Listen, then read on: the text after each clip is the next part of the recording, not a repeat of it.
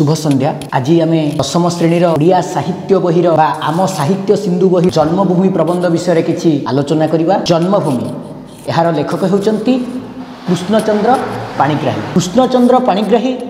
1909 मसीह जन्म हुई 1987 मसीह मृत्यु। प्रसिद्ध ऐतिहासिक और प्राबंधिक अर्थात जार इतिहास भितर धारणा थाए बा इतिहास विषय धारणा थाए ताहाकु कहा जाए ऐतिहास। प्राबंधिक जे प्रबंध रचना करि पारे से हेउची प्राबंधिक। प्रसिद्ध ऐतिहासिक और प्राबंधिक कृष्णचंद्र पाणिग्राही मयूरभंज जिल्लार खिचिंगी ठारे जानिछे कि ओडिशार मयूरभंज जिल्ला रो खिचिंगी जेउठिकी माँ खिचिंगेश्वरी बासस्थान से खिचिंगी ठारे से जन्मग्रहण कर। अध्यापना सहित प्रत्नतत्व गवेषणा अर्थात से निजे अध्यापना करने सहित प्रत्नतत्व गवेषणा पुराणा विभिन्न जिनिस गुड़ाक उपर जो गवेषणा करुछंती प्रत्नतंत्र विभाग भारत वर्ष में तो गोटे ता विषय गोटे विभाग अच्छी आर्जिकल सर्वे ऑफ इंडिया। से प्रत्नतंत्र गवेषणा से व्यापृत रही बहु नूतन ऐतिहासिक तथ्यर संधान करथिले। अर्थात एठी मु कहि रखिबाकू चाहे से अध्यापना पढ़िबा सहित अनेक इतिहास घटनावली भिन्न विषय वस्तु को संधान करि पारि। भुवनेश्वर प्रत्नतांत्रिक अवशेष विषय इंग्राजी रे लिखित तांकर गवेषणा ग्रंथ अत्यंत उपादेय सृष्टि। भुवनेश्वर जो अच्छी प्रत्नतांत्रिक अवशेष से इंग्राजी रे लिखित तांकर गवेषणा ग्रंथ अत्यंत ओडिया भाषार मौलिक प्रबंध लिखि ओडिया भाषार मूल प्रबंध लिखि प्रतिभावान अर्थात दक्ष ओडिया भाषार प्रबंध रे से दक्षता देखैचंती। कृष्णचंद्र पाणिग्राही ओडिया साहित्य इतिहास रे स्वतंत्र स्थान अधिकार करि। ओडिया भाषा रे अनेक प्रबंध रचना करी प्राबंधिक कृष्णचंद्र पाणिग्राही एक स्वतंत्र स्थान हासिल करिपारिछंती। सत्य सहित तथ्यर समन्वय अर्थात सत्य जहाँ वास्तव सत्यता सहित तथ्य जहाँ गोटे तथ्य आमे जहाँ जानिले से तथ्यर समन्वय समान वाक्य जुक्ति अत्याधिक जुक्ति और मंद्र गंभीर भाषा तांको प्रबंध गुड़ी को अनुपम मर्यादा करि थाए। अर्थात तांको भाषा रे बा तांको प्रबंध रे एते माधुर्य थाए कि अत्याधिक जुक्ति और गंभीर भाषा हृदय विदारक भाषा जो भाषा माध्यम रे आमे तांकर दक्षता को जानी पारू। प्रबंध मानस इतिहास और किंवदंती सारला साहित्यर ऐतिहासिक चित्र और आत्मजीवनी मो समयर ओडिशा प्रभृति तांकर प्रधान। प्रबंध मानस भली ओडिया साहित्य को एक परिपृष्ठ गद्य देवा क्षेत्र रे बा प्रबंध देवा क्षेत्र रे कृष्णचंद्र पाणिग्राही विशेष भाव रे तांकर एठी जो प्रभाव आमे प्रबंध मानसरु संगृहित। जन्मभूमि प्रबंधटी लेखक जन्मभूमिर प्रकृत अर्थ संधान कर जो आमे पाठटी पढ़ुचे आज गद्यटी जन्मभूमि से ही जन्मभूमि गद्यटी लेखकंकर प्रबंध मानसरु आसी एथिरे जन्मभूमिर प्रकृत अर्थ अर्थात जन्मभूमि किए काहाकू आमे जन्मभूमि कहिबा तार प्रकृत अर्थ संधान करी बा खुद अरण्य प्रकृति विशिष्ट अरण्य अर्थात घंच जंगल एवं प्रकृतिर सबुजिमारे परिपूर्ण होइथिबा पल्ली बा निज ग्रामर जन्ममाटीर अनन्य महत्व दर्शाई छंती। एठारे मु यथार्थ रे कहिबाकू चाहे कि लेखक एठी निजर माटी विषय बा निज ग्राम विषय दर्शाई छंती। ग्रामरु राज्य देश और विश्ववासी हेबा ग्रामरु राज्य आमे जानिछे कि ग्रामटी आम जिल्ला रे थाए जिल्लाटी राज्य भितरे थाए राज्यटी देश भितरे थाए ये सब जो विभिन्न गोटे पहाच विश्ववासी हेबा पई अर्थात आमे पूरा विश्वरवासी हेबा पई महानुवतार परिधि को प्रथमे पल्लीरु आरंभ करिबा को आह्वान दैछंती। एठी लेखक दर्शाई छंती कि जड़े जेते बड़ हेले मध्य जेते पाहाचकू अतिक्रम कले मध्य तार अयरांभ निज गाँ माटी होता है। वसुधैव कुटुंबकम भावना यही प्रबंधटी परिपृष्ठ। वसुधैव कुटुंब भारतवर्षर जो ग्राम्य सभ्यता अच्छी, ये ग्राम्य सभ्यतार किए दादा किए खुड़ी किए मौसा किए मौसी ए समस्त को लेकिरी ए जो पल्ली जीवनर समस्त को लेकिरी एक संपर्क सृष्टि होती ताहा हेउची वसुधैव कुटुंबकम एक मंत्र रे दीक्षा। वर्तमान आम आरंभ काहाकू मोर जन्मभूमि बोली कही। एई विशाल पृथ्वी, विशाल एशिया महादेश, विशाल भारतवर्ष ओ ओडिशा देश बा मोर जन्मस्थान पल्लीग्राम। यही गद्यर आरंभ रे लेखक कहउचंती काहाकू मु मोर जन्मभूमि बोली ए विशाल पृथ्वी को कहिबी ना पृथ्वी भितरे थिबा एशिया महादेश को कहिबी ना एशिया महादेश रे थिबा भारत वर्ष को कहिबी ना भारत वर्ष रे थिबा उत्कल प्रदेश ओडिशा को कहिबी ना ओडिशा मध्य रे थिबा निजर छोटो ग्राम को कहिबी मोर जन्मभूमि। ये गोटे सुंदर उक्ति थरे आमे एठु जानि पारुछि कि कृष्णचंद्र पाणिग्राही दक्षता एवं प्रबंध क्षेत्र में तांकर जो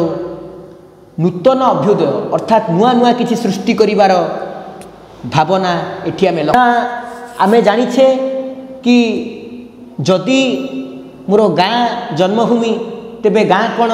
राज्य भितर जाऊनी कि ना राज्य मोर देश बा देश रे जाउ तो महादेश भितर अच्छी आ महादेश अच्छी पृथ्वी भितर। तो एथिरे जन्मभूमि किए काहाकू मु मोर जन्मभूमि बोली कहिबी एमानंक मध्यरु केही काहारी ठारू विच्छिन्न होई नथिबारु केही काहाठारू अलगा होई नाही। व्यापक अर्थरे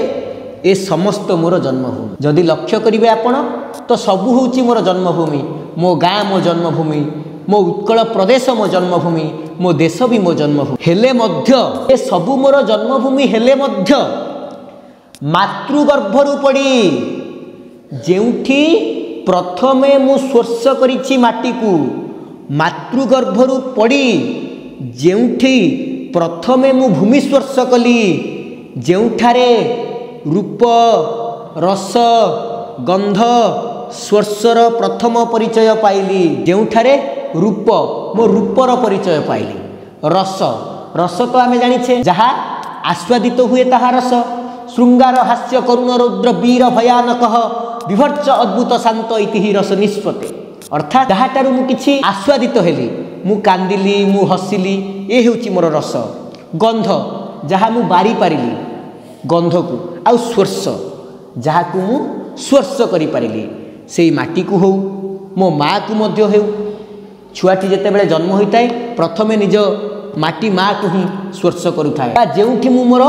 प्रथम परिचय पाइली विषम विपाक बळे जे अंचल फल पुष्प शाक तंडुल दे शिशु प्राण को परिपृष्ट कला। एठी आमे लक्ष्य कले कृष्णचंद्र पाणिग्राही एठी कहिबा को चाहुचंती कि जेउठी मु प्रथमे जन्म ग्रहण कली ताहा हेउची मोर जन्मभूमि। विपाक बा विपर्जय समय चाउल तंडुलर अर्थ हेउची एठी चाउल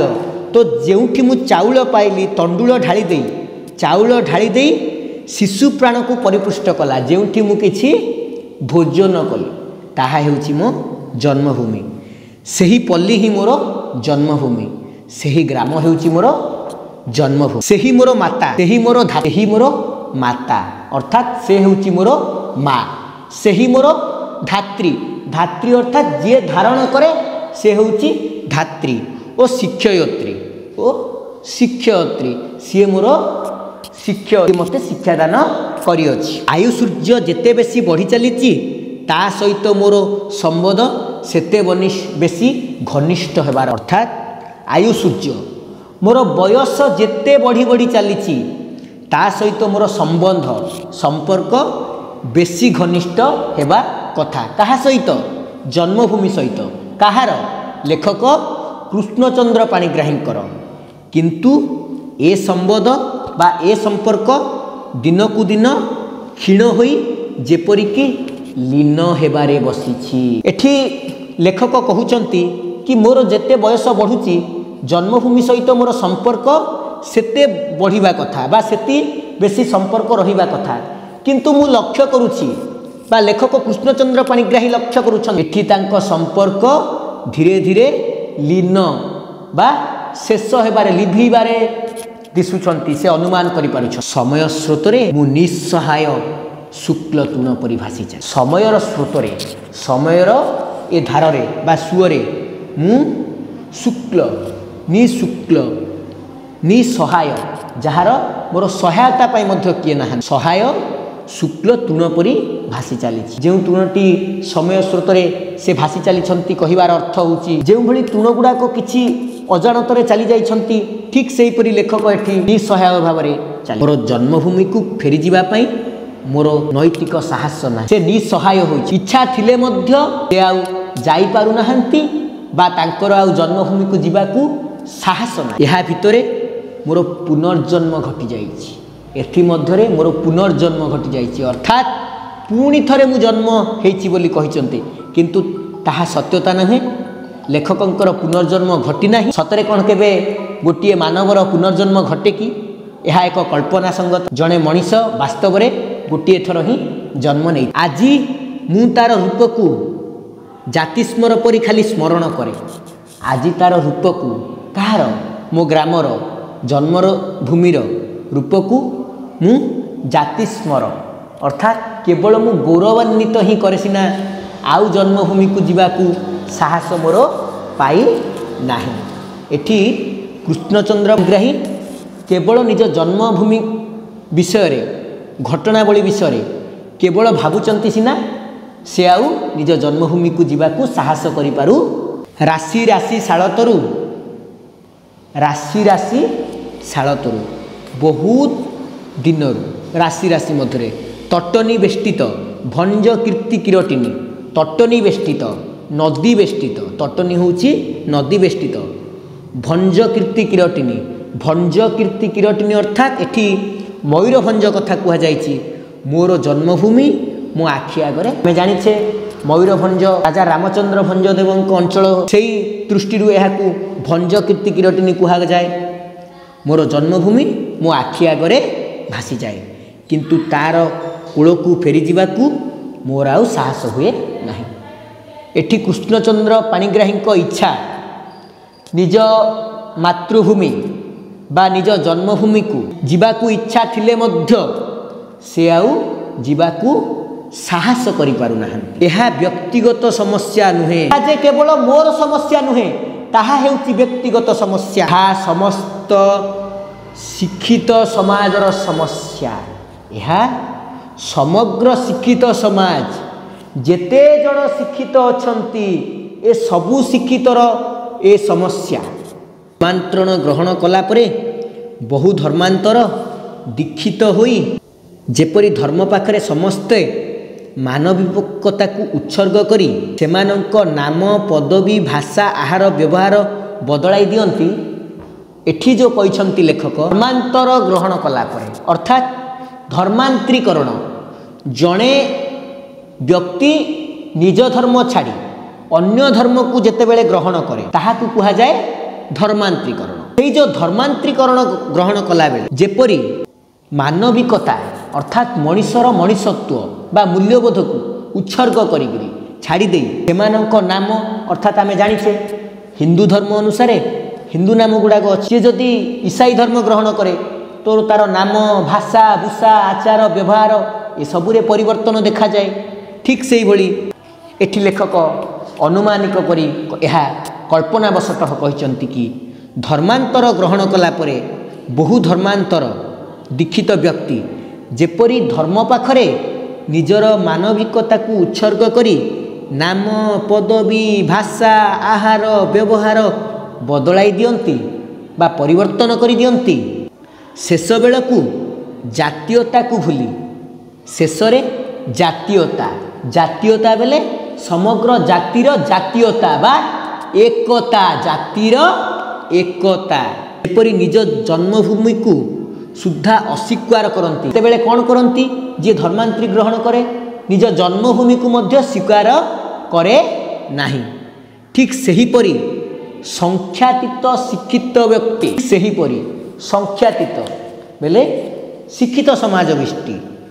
गोटे संख्या स्तर रे शिक्षित प्रचलित शिक्षा पाख जाए जो शिक्षा प्रचलित होइतिबो प्रचलित शिक्षा पाखरे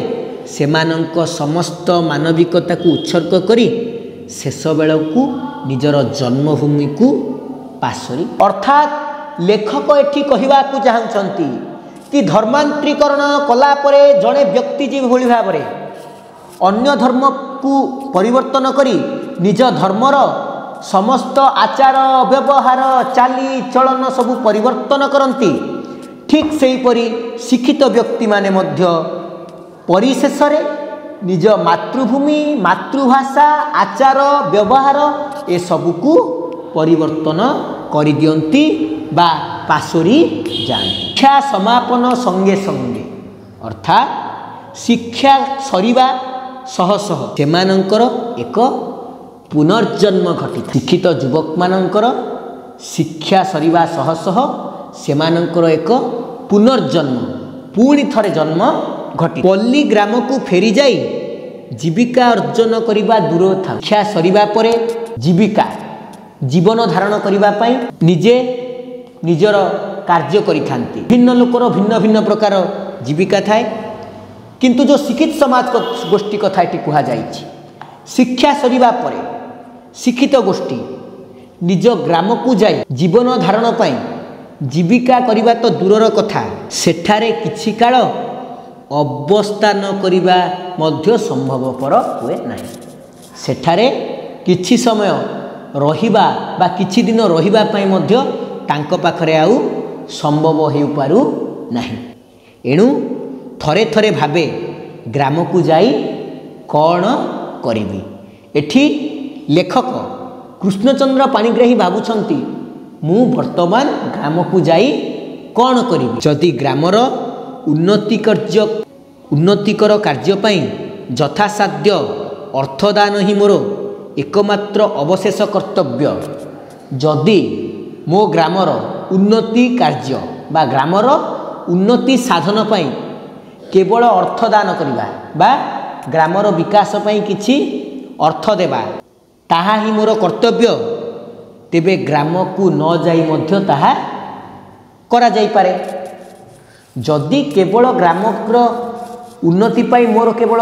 अर्थ देबा मोर कर्तव्य तेबे ताहा तो मु ग्राम को न जाई कि मध्य ग्रामर किछि व्यक्ति विशेष हाथ को देई परिबी एहा कृष्णचंद्र पाणिग्राही एठी रचना करिछन जन्मभूमि सहित मोर आउ की प्रकार संबंध जन्मभूमि बा गाँ सहित मोर आउ कौन संपर्क अछि तो भावन्तु ए जे केवल कृष्णचंद्र पाणिग्राही रचना नुहे समग्र शिक्षित समाज मध्य आज ए घटना को आपणे नहीं यह एक वास्तववादी घटना मैंने लक्ष्य करेंगे बहुत शिक्षित व्यक्ति जितेबले शिक्षा समापन कर परवर्ती समय से माने विभिन्न सरकारी हो कि बेसरकारी हो चाकरी करती एवं चाकरी कला परे आउ पल्ली ग्राम को फेरती नहीं विभिन्न सहर रे भिन्न भिन्न गोटे गोटे कोठा करी सेठी से रही थांती बा अवस्थान परिथांती बहु वाद विवाद संवाद बहु प्रकार वाद विवाद बेले जुक्ति तर्क सत्वे पल्ली ग्रामर नरनारी मध्यरे जाति धर्म निर्विशेष गोटाए एक परिवारत्व परंपरा ना एठी कौन एठी कहा जाइछि बहु वाद विवाद अछि मतभेद तो रहिबा स्वाभाविक निश्चित भाव में बहु वाद विवाद अछि किंतु से वाद विवाद सहित मध्य पल्ली ग्रामर नरनारी मध्यरे जाति धर्म निर्विशेष गोटे एक परिवारत्व परंपरा गढ़ी उठी केही भाई केही भौणी केही कका केही खुड़ी इत्यादि भाव में आमे जानिछे ग्राम रे केही भाई केही भौणी केही दादा केही बड़पा एही बड़ी भाव में सबू आमे संबोधन समस्त ग्रामवासी परस्पर मध्य परिचित ये जो ग्राम रे जते जन ग्रामर अधिवासी अछंती समस्ते किए दादा किए खुड़ी किए बड़ बापा एही बड़ी भाव में परिचित होई अछंती मो जन्मभूमि सहित ए मधुर संबंध मोर आउ नाही एठी कहार जन्मभूमि सहित आउ संबंध नाही ନା ଲେଖକ କୃଷ୍ଣଚନ୍ଦ୍ର ପାଣିଗ୍ରାହୀ ସେ ନିଜେ ବର୍ଣ୍ଣନା କରୁଛନ୍ତି ଏ ଯେଉଁ ସମ୍ବନ୍ଧ ଗ୍ରାମବାସୀ ମାନଙ୍କର ପରସ୍ପର ମଧ୍ୟରେ ଅଛି କିନ୍ତୁ ମୋ ସହିତ ଆଉ ଏ ସମ୍ବନ୍ଧ ରହିନାହିଁ। ଗ୍ରାମଟି ଯାକର ଭାଇ ଭଉଣୀ କକା ଖୁଡ଼ି ମାମୁଁ ମାଇଁ ମଉସା ମାଉସୀ ଇତ୍ୟାଦି ସବୁ ପର ହୋଇଗଲେଣି। ଗ୍ରାମଟି ଯାକର କକା ଖୁଡ଼ି ମାମୁଁ ମାଇଁ ମଉସା ମଉସୀ ଏସବୁ ପର ହୋଇଗଲେଣି ଆଉ କେହି ମୋର ଆପଣାର ହୋଇ ରହିନା। ଚେଷ୍ଟା କଲେ ମଧ୍ୟ ଏ ମଧୁର ସମ୍ବନ୍ଧ ଆଉ ଫେରି ପାଇବା ସମ୍ଭବ ନୁହେଁ। କାରଣ ସମ୍ପର୍କ ହେଉଛି ଏହିଭଳି ଏକ ତୁଲ୍ୟ ଯାହା ଥରେ ଫେରିଗଲେ ତାହା ଆଉ ପୁଣି ଥରେ ଆସେ ନାହିଁ। ଏ ହେଉଛି ସମ୍ପର୍କ ଯେଉଁଠି ବିଶ୍ୱାସରେ ଥରେ ବିଷ ମିଶିଲେ ତାହା ସବୁଦିନ ପାଇଁ ମଳିନ ହୋଇଯାଏ। ଗ୍ରାମ ମୁଣ୍ଡର ସାର ମାଉସୀ ଏଠି ଲେଖକ ନିଜ ଗ୍ରାମର ମୁଣ୍ଡରେ ବା ଗାଁର ମୁହଁରେ ଥିବା ସାର ମାଉସୀ ତାର ଛୋଟ ପିଣ୍ଡାଟିରେ ବହୁ ବର୍ଷ ଧରି ଗ୍ରାମରେ ଜଣେ ମହିଳା ଅଛି କି ଯାହାର ନାମ ସାର ମାଉସୀ। ସେ ସାର ମାଉସୀ କ'ଣ କରୁଛି ନା ସେ ସାର ମାଉସୀ ତାର ଛୋଟ ପିଣ୍ଡା ତା ଘର ଆଗରେ ଥିବା ଯେଉଁ ପିଣ୍ଡାଟା ବହୁ ବର୍ଷ ଧରି ପ୍ରସ୍ତର ମୂର୍ତ୍ତିଟି ପରି ବସି ପ୍ରତ୍ୟେକ ଦିନ ସାର ମାଉସୀ ତା ପିଣ୍ଡାରେ ବସେ। ଏହାକୁ ଲେଖକ କଳ୍ପନାବଶତଃ କରି କହିଛନ୍ତି ଯେ ସେ ଯେ କେବଳ ବସି ନାହିଁ ସେ ଏକ ମୂର୍ତ୍ତି ଭଳି ନିର୍ମିତ ମୂର୍ତ୍ତି ଭଳି ଆଜି ମଧ୍ୟ ବସିଥାଏ। ସେ ଅତୀତରେ ଯେମିତି ବସିଥିଲା ସାର ମାଉସୀ ମୂର୍ତ୍ତି ଭଳି ଆଜି ମଧ୍ୟ ବସି ଆଗେ ଦେଖିଲା ମାତ୍ରେ ପଚାରୁଥିଲା କେବେ ଆସିଲୁ ବାପା। କି ଯେତେବେଳେ ଲେଖକ ମଝିରେ ମଝିରେ ନିଜ ପଲ୍ଲୀ ଗ୍ରାମକୁ ଯାଆନ୍ତି ସେତେବେଳେ ସେ ଗ୍ରାମର ସାର ମାଉସୀଙ୍କୁ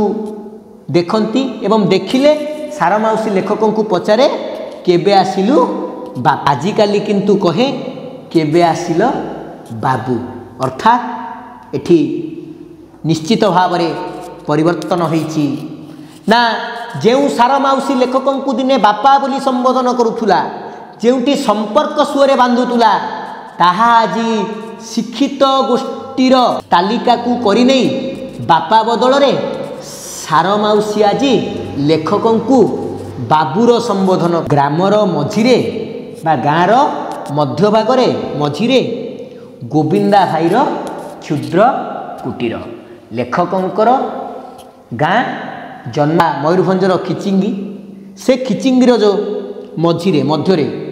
ଗୋବିନ୍ଦ ଭାଇର ଘର। ଆଜୀବନ ଅକର୍ମା ଅବିବାହିତ ରହି ଆଜୀବନ ସାରା ଜୀବନ ଅକର୍ମାହୀନ କର୍ମ ଯାଏ କରେ ନାହିଁ ଓ ଅବିବାହିତ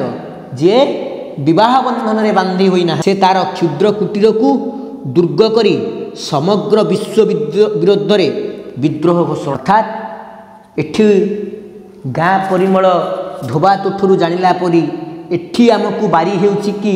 ଗୋବିନ୍ଦ ଭାଇ ହେଉଛନ୍ତି ଜଣେ ସମାଜସେବୀ ପ୍ରଭୃତିର ଲୋକ। ସେ ନିଜ ଜୀବନକୁ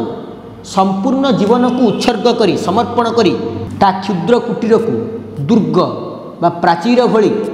କରି ସମଗ୍ର ବିଶ୍ୱ ବିରୋଧରେ ବିଦ୍ରୋହ ଲଢ଼େଇ ଜାରି। ଆଗେ ଦେଖା ହେଲେ ବହୁ ମାନ ସହିତ ସେ ମୋତେ ତାର କୁଟୀରରେ ବସାଇ ମନବୋଧ ଚଉତିଶାର ବ୍ୟାଖ୍ୟା କରୁଥିଲା। ଯେତେବେଳେ ଲେଖକଙ୍କୁ ପ୍ରଥମେ ସେ ଦେଖା ହେଉଥିଲା ସେତେବେଳେ ସେ ଲେଖକଙ୍କୁ ନିଜ କୁଟୀରକୁ ନେଇ ମନବୋଧ ଚଉତିଶା ବିଷୟରେ ଶୁଣାଉଥିଲା। ମନବୋଧ ଚଉତିଶା ଅର୍ଥ ଏକ ଜନପ୍ରିୟ ଚଉତିଶା ବୈରାଗ୍ୟ ଓ ଭକ୍ତିଭାବ ସମ୍ବଳିତ। ଏହାର ରଚୟିତା ହେଉଛନ୍ତି ଆମେ ଜାଣିଛେ କି ମନବୋଧ ଚଉତିଶା ଚରଣ ଦାସଙ୍କ କୃତି। ଏହା ଅଷ୍ଟାଦଶ ଶତାବ୍ଦୀରେ ସେ ରଚନା କରିଛନ୍ତି ଭକ୍ତଚରଣ। ଆଜି ମୁଁ ଶତ ଚେଷ୍ଟା କଲେ ମଧ୍ୟ ତାର ପୂର୍ବ ପ୍ରତ୍ୟୟ ଆଉ ଫେରି ପାଏ ନାହିଁ। ଆଜି ମୁଁ ବହୁତ ଚେଷ୍ଟା କରୁଛି କିନ୍ତୁ ତାର ପୂର୍ବ ରୂପ ଆଉ ମୁଁ ଫେରି ପାଇପାରୁ ନାହିଁ। ଗ୍ରାମଟି ଯାକ ନବାଗତ ଅତିଥିରେ ପରିପୂର୍ଣ୍ଣ ହୋଇଗଲେଣି। ଗ୍ରାମଟି ଯାକ ନବାଗତ ନୂଆ ଅତିଥି ପିଢ଼ି ପରେ ପିଢ଼ି ବୁଢ଼ା ବୁଢ଼ୀ ସବୁ ମରି ବର୍ତ୍ତମାନ ନୂଆ ସବୁ ଆସିଲେଣି ସେମାନଙ୍କର ନାତି ନାତୁଣୀ ଯାହା ସହିତ ଲେଖକଙ୍କର ଆଉ ପରିଚୟ ହୋଇପାରୁନାହିଁ। କେଉଁ ଆଡ଼କୁ ଚାହିଁଲେ ମଳିନ ଉଲଗ୍ନ କୁଶୋଦର ଲମ୍ବୋଦର ଅବହେଳିତ ଶିଶୁମାନଙ୍କ ସମାବେଶ। ଯେଉଁ ଆଡ଼େ ଚାହିଁଲେ ମଧ୍ୟ तांकु बहुत गुड़िए शिशु देखा जाए लंबोदर कृशोदर अवांछित अवहेलित जी अवहेला पाउथबो अनेक प्रकार केवल शिशु माळमाळ देखा जाती लेखक कृशोदर अर्थ होउची जो मानक शिशु मानक जो पेट विभिन्न लोक मानक अपपुष्टि सदृश एक रोग कारण पेट जार पशि जाए ये जो नुआ नुआ नवागत किए टिके ढिला पिंधुथिबो किए टिके कहार पेट पई जाइथिबो ए सबु से लक्ष्य करी कहिसंती मोटा पतला डेंगा एई बळी भाव रे सबु शिशु माने आजी देखा जाउछंती एई शिशु माने मते केही आउ चिन्ही केबे केबे देखा हेले आफ्रिका रु नवागत जेब्रा बा जिराफ को चाहि रहिला परी से माने मते खाली जदि लेखक केते बेले ग्राम भीतर को पशि जांती तो सेते बेले आफ्रिका रु आसीथिबा जेब्रा जो भली भाव में केवल चाहि रहे ठीक से ही शिशु माने लेखकों को केवल चाहि रही सीना किछि कथबार्ता करती नहीं कारण से माने लेखकों सहित अपरिचित लेखकों सहित से मानकर परिचय नहीं ग्रामवासी मानक मध्यरु जेउ शिक्षित और जेउ शिक्षित आउ अर्ध शिक्षित अधा शिक्षित अल्प नवजुवक नुआ युवक को बुझाए चाकरी न पाई जन्मभूमि छाड़ी नाहंती अर्थात ये अर्ध शिक्षित शिक्षित कौन सी चाकरी न पाई जन्मभूमि बा निज गाँ को छाड़ी नाहंती से माने राजनीतिर आश्रय नहीं एमानंकु मध्यरु केही कांग्रेसी केही गणतंत्री केही कम्युनिस्ट और केही सोशलिस्ट जो गाँ गाँ भितर जो युवक गुड़ाक अच्छी जी चाकरी पाई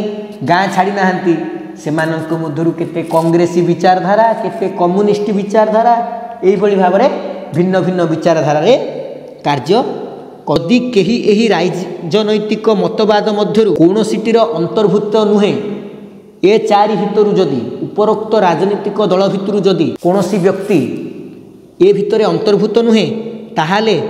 से एमानंक मध्यरे सुधा अंतर्भुत एथिरे जदि से राजनीतिर अंतर्भुत नुहे तो ए चारि भितरु अन्य दल रे थाई पारे अन्य कथा दूरे थाउ एमानंक सहित पल्ली प्रकृतिर शोभा उपभोग करिबा किंबा साहित्य चर्चा करिबा मध्य संभव ए जो नवजुवक अछंती जे माने ग्राम रे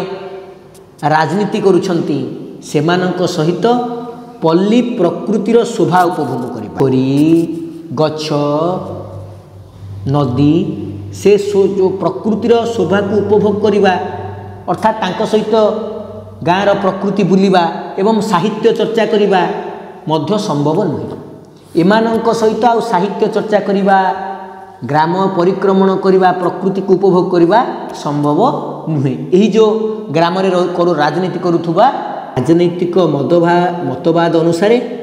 एमानंक मानसिक परिवर्तन घटी जाइछि ना कारण एमाने समस्ते मिसु नथिबार कारण केही कांग्रेसी केही कम्युनिस्ट निज निज विचारधारा को नहीं एमानंक मध्यरे मतवाद हो जाइछि एही कारणरु ना समस्ते वसुदेव कुटुंबकम मंत्रर करी बा मंत्र को दीक्षित करी समस्ते मिसंती ना समस्ते मिसी ग्राम रे साहित्य चर्चा करती ए कौनसी कार्य मध्य करी नाहंती एमाने परस्पर मध्यरे विरोधी होई पुष्पित पलाश वन रे देखंती विद्रोहर बन्ही एमाने पुष्पित पुष्प सूर्य पलाश वन मध्य एमाने देखंती विद्रोह करिवार बन्ही राजनीतिक भितरे जो मतवाद अच्छी से मतवाद कुरेइबा बदल रे एमाने विद्रोह कथा भावନ୍ତି स्थल पद्म रे देखंती अहावर रक्त और अनाथ कृष्णचूड़ा देखंती अनागत जुगर रक्त केतन अर्थात एमाने जहाँ आसी नहीं बा भविष्यत कथा को लक्ष्य करी अना माने केवल परस्पर मध्य विद्रोह करिबा कुर्छरटन करिबा एही भली कार्य देखंती सिना आउ मिसिबा कथा देखंती नाही रक्ताक्त रक्तर वर्ण अनुसार एमाने युद्ध करिबा पई आह्वान दियंती सिना आउ वसुदेव कुटुंबक मंत्रर को आपणांती नाही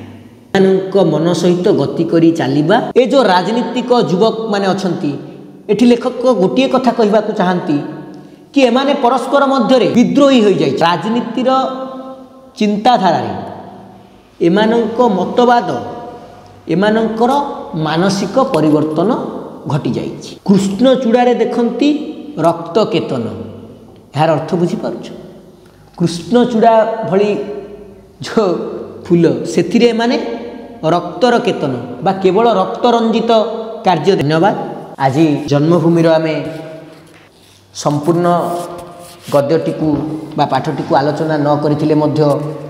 ଅଳ୍ପ ଆଲୋଚନା କଲେ। ଏଥିରୁ ଆମେ ଜାଣିପାରିଲେ କି ଓଡ଼ିଆ ଭାଷା ସାହିତ୍ୟର ଅନେକ ପ୍ରାବନ୍ଧିକଙ୍କ ମଧ୍ୟରେ କୃଷ୍ଣଚନ୍ଦ୍ର ପାଣିଗ୍ରାହୀ ହେଉଛନ୍ତି ଏକ ସ୍ୱତନ୍ତ୍ର। ଜନ୍ମଭୂମିକୁ ପ୍ରବନ୍ଧ ମାନସରୁ ସଂଗ୍ରହ କରି ବା ଆମେ ତାଙ୍କର ପ୍ରବନ୍ଧ ମାନସରୁ ଏଇ ଜନ୍ମଭୂମିକୁ ସଂଗ୍ରହ କରି ଜନ୍ମଭୂମିରେ ଯେଉଁ ତାର ଅୟରାମ୍ଭରେ ଥିବା ରଚନାରୁ ଆମେ ଜାଣିପାରୁଛେ ଯେ କୃଷ୍ଣଚନ୍ଦ୍ର ପାଣିଗ୍ରାହୀଙ୍କ ଦକ୍ଷତା କେତେ ଥିଲା।